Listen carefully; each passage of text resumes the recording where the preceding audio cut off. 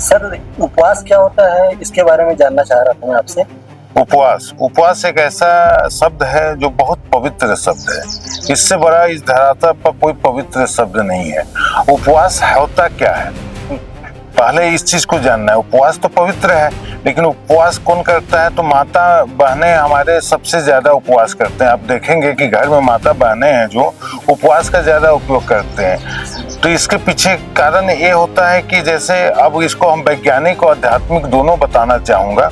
हमारा ज्ञान इंद्रियां हैं पांच तत्वों से हमारी 5 ज्ञान इंद्रियां बनी है। जैसे आकाश से कान बना है, वायु से त्वचा बनी है, अग्नि से आंख बना है, और पृथ्वी से नाक बना है, और जल से जीवा बनी है।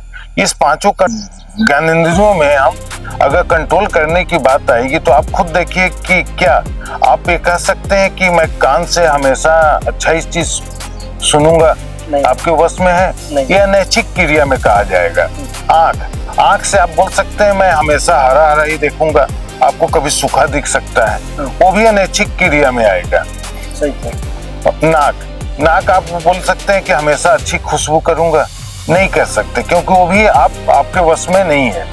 त्वचा से आप बोलेंगे कि हमेशा मखमल ही छूंगा, कभी कभी आपका रूखा भी छुआ जाएगा, आपसे नहीं छुआएगा तो कोई दूसरा टच करके चला जाएगा। लेकिन एक पांचवा तत्व में हमारा जल तत्व है जिससे जीवा बना है, इसको हम कंट्रोल कर सकते हैं उपवास के माध्यम से। उपवास का मतलब होता है कि हम जीवा को कंट्रोल करें, जिसके चलते भोजन पर बोला गया है नमक नहीं खाना चाहिए, क्योंकि आप भोजन पर इच्छाओं को रोकेंगे, जीवा को रोकेंगे तो ये लाभदायक है। दूसरा चीज आप देखेंगे कि हमारे घर में अगर बोला जाएगा तो सबसे ज्यादा निर्जला उपवास आप देखेंगे तो माता बहनें करते हैं। उसके पीछे कारण क्या है?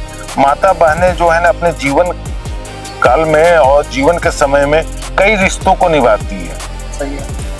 बेटी का, फिर शादी होके पत्नी का, बहू का, सास का, बेटा का, जिसके चलते उनको जल तत्व का बहुत ज्यादा उपयोग करना होता है, बोलना होता है, बहुत सारी जिम्मेदारियां होती हैं, जिसके चलते उन्हें निर्जला उपवास करने से उनका जल तत्व में क्या है ना, जल तत्व आपका एक और बहुत अच्छा बताता हूँ। एक अध्यात्म में वाक्य सिद्धि बोला गया है। वाक्य सिद्धि कहाँ से होता है? जल तत्व से ही होता है। जैसे आप जब कोई चीज को आप सही ढंग से बोलने लगे, सत्य बोलने लगे, किसी का नुकसान नहीं करने लगे, तो आपके वाक्य में एक सिद्धि हो जाएगी कि जो बोलेंगे वो होगा। तो जैसे माता बहनें क्या होती हैं कि एक घर में दैनिक दिनचर्या में चिड़चिड़ाहट हो जाता है, तो जिससे उनके शब्द अपशब्द अलग, कभी गुस्सा होना, कभी चिड़चिड़ा जाना, ये सब स्वभाव होता है। तो ये निर्जला उपवास करने से उनका क्या होता है? मानसिक संतुलन प्रभाव डालता है। ये कारण है।